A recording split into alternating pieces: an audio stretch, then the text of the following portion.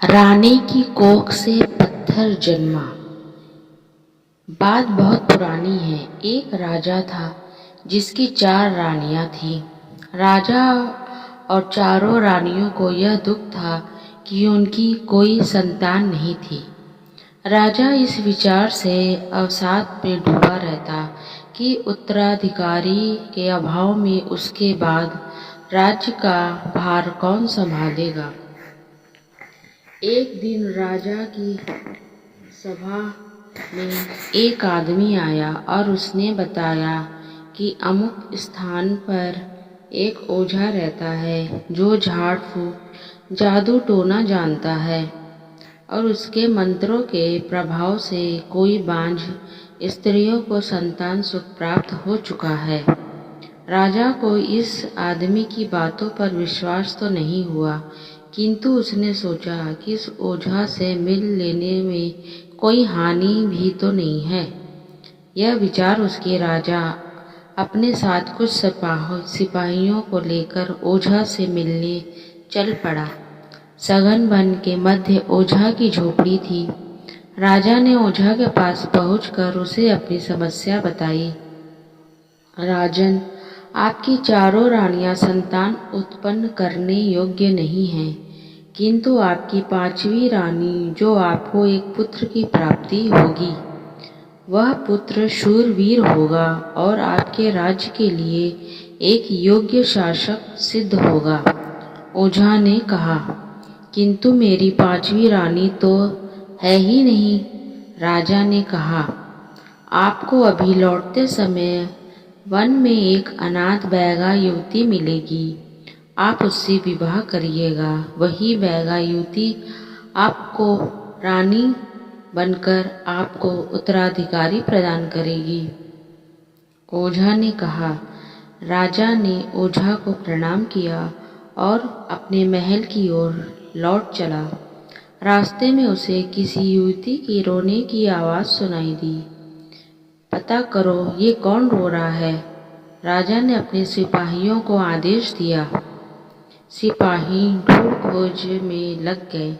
अंततः उन्हें एक युवती दिखाई दी जो एक पेड़ के नीचे बैठी रो रही थी। सिपाही उसे पकड़कर राजा के सामने ले आए। तुम कौन हो? यहाँ घने वन में क्यों रो रही हो? राजा ने युवती से पूछा। मैं एक अनाथ हूँ। मैं अपने दूर से के संबंधियों के साथ रहती थी, किंतु आज उन लोगों ने मुझे यहाँ वन में लाकर छोड़ दिया। अब मेरा इस दुनिया में अपना कहने वाला कोई नहीं है। इतना कहकर वह युवती पुनः रोने लगी। क्या तुम बैगा हो? राजा ने युवती से पूछा। जी हाँ, किंतु आपने यह कैसे जाना? युवती को आश्चर्य हुआ। तुम इतनी सुंदर हो तो बैगा युवती ही हो सकती हो। तुम घबराओ नहीं। यदि तुमको स्वीकार हो तो मैं तुमसे विवाह करके तुम्हें अपनी रानी बनाना चाहता हूँ। राजा ने उस युवती से कहा। राजा समझ गया कि ये वही युवती है जिसके बारे में ओझा ने बताया था। युवती को भला क्या आपत्ति होती? हर युवती रानी बनना चाहती है। उस युवती ने भी संघर्ष स्वीकृति दे दी। राजा युवती को लेकर अपने महल लौट आया। उसी दिन उसने बैगा युवती से विवाह कर लिया और उसे अपनी 5वीं रानी बना लिया। वह युवती बैगा रानी कहलाने लगी। बैगा रानी के आने से शेष चारों रानियों को अच्छा नहीं लगा। वे बैगा रानी से चिढ़ने लगी। जब रानियों को पता चला कि बैगा रानी गर्भवती है तो वे चिंतित हो उठी। उन्हें लगा कि यदि बैगा रानी ने संतान को जन्म दिया तो उन सबकी अपेक्षा बैगा रानी का महत्व बढ़ जाएगा। जबकि राजा को बैगा रानी के गर्भवती होने का समाचार मिला तो वह फूला नहीं समाया। उसे लगा कि ओझा का कथन सत्य हो रहा है। उसे अपना उत्तराधिकारी मिल जाएगा। चारों रानियों ने तय किया कि बैगा रानी की संतान को जीवित ही नहीं रहने देगी और इस बात की भनक राजा को भी नहीं लगने देगी कि बैगा रानी के संतान को जन्म दिया है। षड्यंत्र रचकर चारों रानियां बैगा रानी की देखभाल का नाटक करने लगी। संतान के जन्म का समय आया तो पहली रानी राजा के पास पहुंची। महाराजा, अब वो शुभ घड़ी आ गई जब इस राज्य को भावी राजा मिलेगा। ऐसे शुभ अवसर पर आपको महल से बाहर जाकर दीन दुखियों को दान दक्षिणा देनी चाहिए। पहली रानी ने कहा, तुम ठीक कहती हो। राजा को अपनी पहली रानी की बात उचित लगी। उसने अपने सेवकों को बुलाया और दान दक्षिणा देने महल से बाहर चला गया। चारों रानियां यही चाहती थीं कि बैगा रानी जब संतान को जन्म दे उस समय राजा महल में न रहे। राजा के जाने के बाद दूसरी रानी बैगा के रानी के पास पहुंची। बहन, हम चाहती हैं कि तुम्हारी संतान को जन्म लेते समय कोई कष्ट न हो, इसलिए तुम ऐसा करो कि धान की कोठ में छेद में अपना सिर डालकर बैठ जाओ। इससे तुम्हारी संतान स्वस्थ रहेगी। दूसरी रानी ने बैगा रानी से कहा। बैगा रानी भी भूली और फिर भला कौन सी माँ ऐसी होगी जो अपनी संतान का भला न चाहेगी। बैगा रानी ने दूसरी रानी की बात मान ली और धान के कोठ के छेद में अपना सिर डालकर बैठ गई।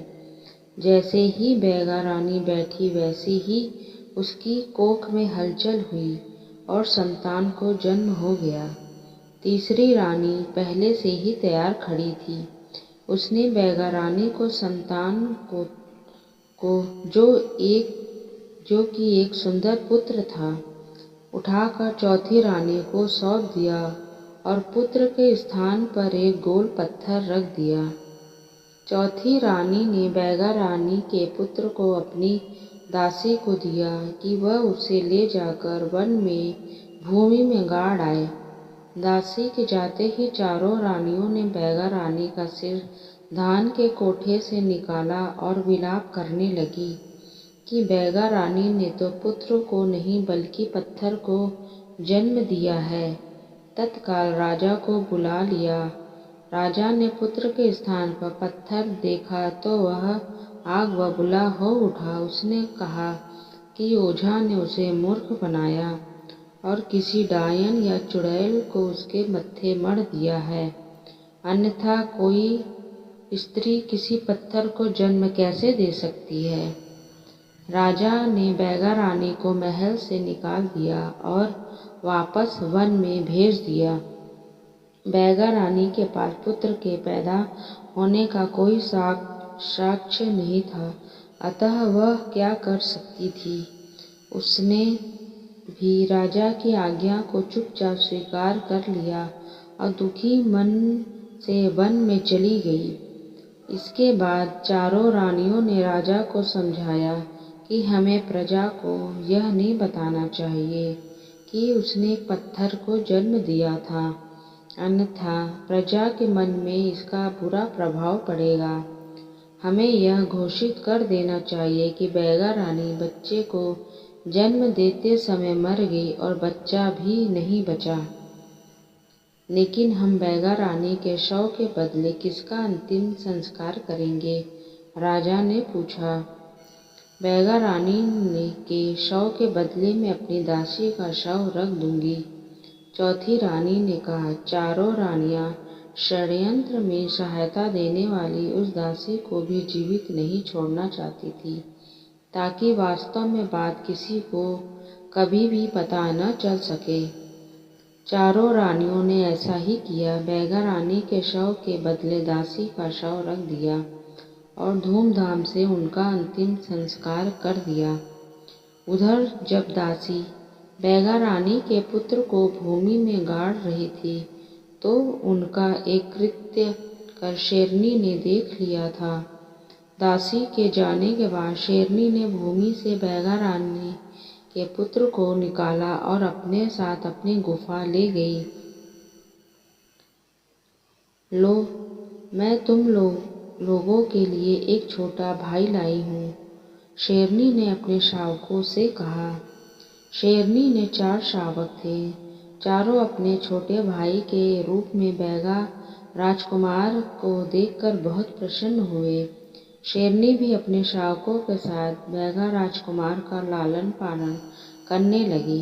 धीरे धीरे बैगा राजकुमार और शावक बड़े हो गए। बैगा राजकुमार एक सुंदर युवक बन गया और शावक बलशाली शेरों के रूप में विकसित हो गए।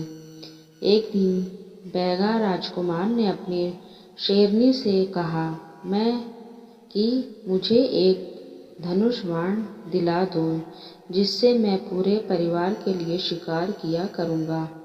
शेरनी बैगा राजकुमार के लिए धनुष बाण बनवाने लोहार के पास पहुंची। लोहार ने एक बहुत बड़ा और भारी भरकम धनुष बाण बना दिया। शेरनी ने धनुष बाण बैगा राजकुमार को दे दिया। उस दिन से बैगा राजकुमार अपने परिवार के लिए शिकार करने लगा। एक दिन राजा एक सिपाही भटकता हुआ वन में आ पहुंचा। उसने बैगा राजकुमार को धनुष बाण से शिकार करते देखा। इतना बड़ा धनुष बाण उसने पहले कभी नहीं देखा था। उसने विचार किया कि यदि यह धनुष बाण मैं अपने राजा को भेंट करूं तो वह मुझे बहुत बड़ा इनाम देगा। इस लोभ में पड़कर सिपाही ने बैगा राजकुमार का पीछा किया। शिकार करते करते जब बैगा राजकुमार थक कर सुस्ताने बैठ गया और उसे झपकी लग गई तो सिपाही ने चुपके से उसका धनुष बाण अपनी पीठ पर लाद कर भाग खड़ा हुआ। जब बैगा राजकुमार की आंखें खुली तो उसे अपना धनुष बाण नहीं दिखा। उसने बहुत ढूंढा किंतु उसे नहीं मिला। वह दुखी मन से अपनी गुफा में लौट आया। उधर सिपाही ने धनुष बाण ले जाकर राजा को भेंट किया। जब धनुष बाण इतना बड़ा और भारी है तो इसे चलाने वाला भी बहुत बड़ा होगा। राजा ने सिपाही से पूछा, नहीं महाराज, मैं तो एक सुकुमार युवक था। सिपाही के मुख से असली बात निकल गई। यह सुनकर राजा को सिपाही पर बहुत क्रोध आया कि वह उसे चोरी का सामान भेंट कर रहा है। साथ ही उसे यह जिज्ञासा हुई कि वह युवक कौन है, देखने में कैसा है जिसका यह धनुष बाण है। राजा ने विचार किया कि वह धनुष बाण उस युवक को वापस देना चाहिए और जब वह युवक इसे लेने आएगा तो उसे वे देख भी लेंगे। राजा ने ढिंढोरा पिटवाया कि यदि एक धनुष बाण उसे मिला है जिसका भी हो वह आकर उसे ले जाए, किंतु असली मालिक की पहचान के लिए उसे चलाकर दिखाना होगा। यह समाचार पंछियों के द्वारा शेरनी के पास पहुंचा। चारों शेरों ने भी सुना। वे अपने छोटे भाई का धनुष बाण वापस लाने की उद्यत हो उठे, किंतु शेरनी ने उन्हें समझाया कि उनका मनुष्यों के बीच जाना उचित नहीं है, बैगा राजकुमार को ही जाना होगा। इसके बाद बैगा राजकुमार राजा से मिलने अकेले चल पड़ा। राजा के महल पर पहुंचकर उसे प्यास लग गई। बैगा राजकुमार महल के पास स्थित पोखर में पानी पीने को रुका। जिस समय वह पानी पी रहा था उसी समय महल की अटारी से राजा की चारों रानियों ने झांक कर नीचे देखा। उसे बैगा राजकुमार दिखाई दे गया। चारों रानियों को बैगा राजकुमार की वेशभूषा बड़ी विचित्र लगी। वे बैगा राजकुमार का उपहास करने लगी। देखो देखो, हमारे महल के पास ये पशु आया है। एक रानी ने बैगा राजकुमार का मजाक उड़ाते हुए कहा, हाँ, मुझे तो यह पशु बड़ा विचित्र दिखाई पड़ता है। दूसरी रानी हाँ में हाँ मिलाती हुई बोली, इसे तो राजा से कहकर किसी पिंजरे में बंद करवा देना चाहिए। तीसरी रानी ने हंसते हुए कहा, नहीं नहीं, इसे तो वापस जंगल में भगा देना चाहिए। चौथी रानी खिलखिलाती हुई बोली।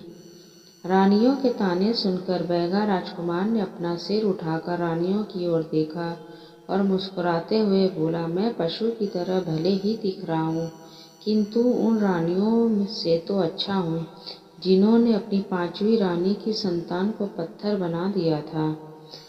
इतना कहकर बैगा राजकुमार महल के द्वार की ओर बढ़ गया, किंतु उनकी यह बात सुनकर चारों रानियां सुन्न रह गईं।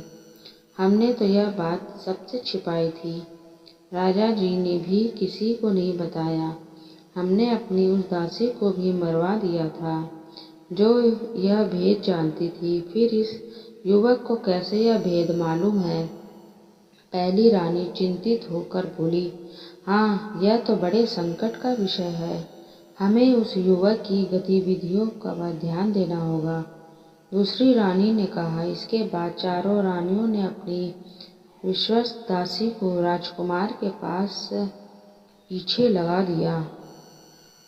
कुछ देर बाद दासी ने आकर रानियों को बताया कि वह युवक धनुष बाण चलाने आया है।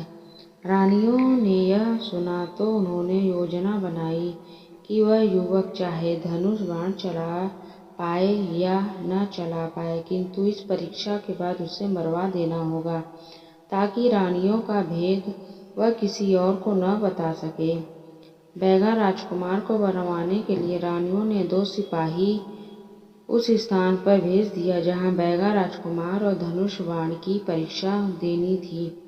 उन्हें निर्देश दे दिया कि जैसे ही बैगा राजकुमार बाण चलाकर धनुष नीचे टिकाए, वैसे ही वे दोनों उसे मार डाले। रानियों बैगा राजकुमार को अपने सामने मरता हुआ देखने के उद्देश्य से परीक्षा स्थल पर जा पहुंची। युवक धनुष पर बाण चढ़ाकर चलाओ। यदि तुम ऐसा कर सके तो हमें विश्वास हो जाएगा कि वह धनुष बाण तुम्हारा है। हम तुम्हें तुम्हारा धनुष बाण ही नहीं देंगे, अपितु ढेर सारा इनाम भी देंगे। राजा ने बैगा राजकुमार से कहा, महाराज, यह धनुष बाण मेरा ही है। मैं अभी इसे चलाकर यह बात सिद्ध कर दूंगा, किंतु मुझे किसी इनाम की लालसा नहीं है। यदि आप मुझे इनाम के रूप में कुछ देना चाहते हो तो मुझे न्याय दीजिएगा। बैगा राजकुमार ने कहा, न्याय? यह कैसा इनाम मांग रहे हो युवक? राजा ने चकित होकर कहा, पहले आप मेरा धनुष बाण चलाना देख ले, फिर मैं अपनी बात स्पष्ट कर दूंगा। बैगा राजकुमार ने कहा और धनुष का बाण चढ़ाकर प्रत्यंचा खींचकर बाण चढ़ा दिया। बाण गर्जना ध्वनि करता हुआ आकाश की ओर उठा और फिर बादलों को भेदता हुआ वापस आकर उन सिपाहियों के लिए सिर को भेदता हुआ निकल गया जो बैगा राजकुमार को मारने वाले थे।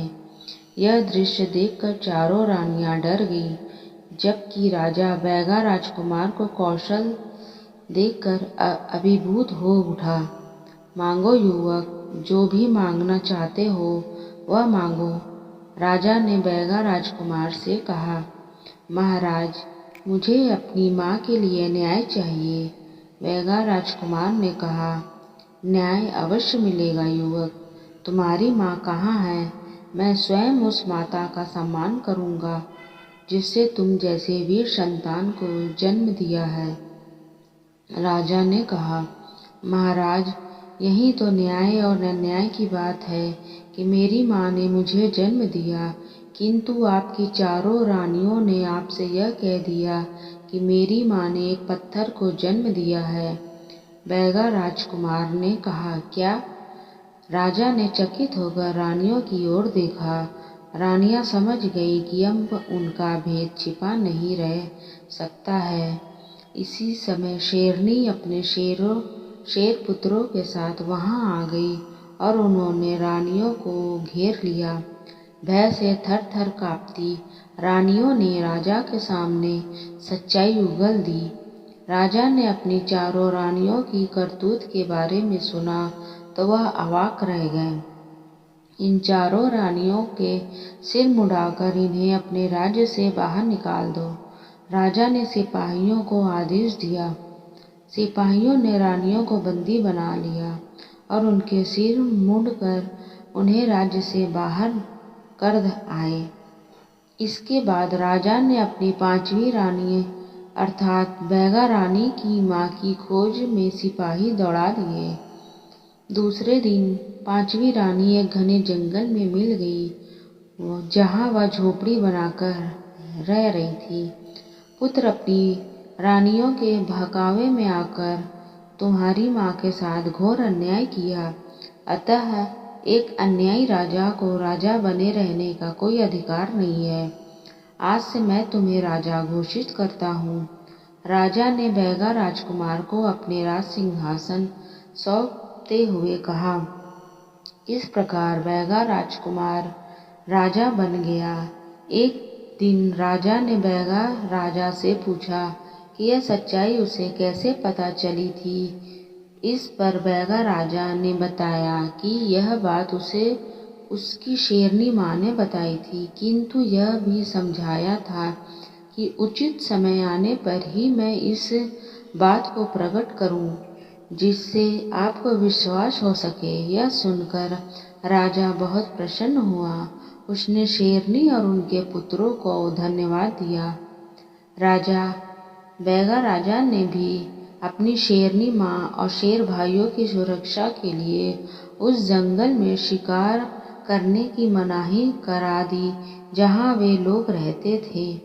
इसके बाद राजा न्यायपूर्वक राज्य करने लगा। फ्रेंड्स, अगर आपको यह कहानी अच्छी लगी है तो प्लीज़ लाइक और ज़रूर कीजिएगा। और अगर आप मेरे चैनल पे नए हैं तो मेरे चैनल को सब्सक्राइब कीजिएगा और शेयर कीजिएगा। यहाँ पे आपको नई नई कहानियाँ और सुनने को मिलेंगी। धन्यवाद।